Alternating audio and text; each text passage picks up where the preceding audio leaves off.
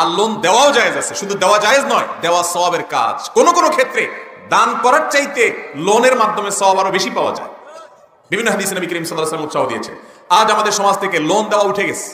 Loan দেয় না কেউ, হাওলাত দেয় না কেউ, কেউ না হাওলাত দেয় না। হাওলাত দেয় না এর প্রথম কারণ হলো আমরা এখন এত স্বার্থপর, স্বার্থ ছাড়া থুতুটাও ফেলতে রাজি না।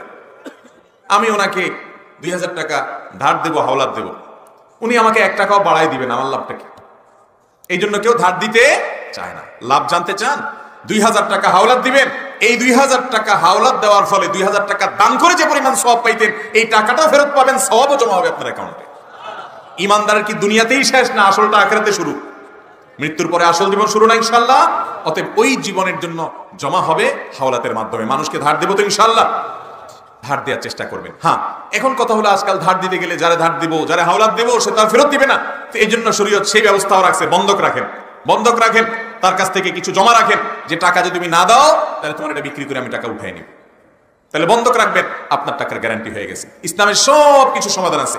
আল্লাহ তাআলা আমাদেরকে সুদকে না বলে সঠিকভাবে ঋণ, লোন, হাওলাত দেওয়া নেওয়ার তৌফিক দান করুন।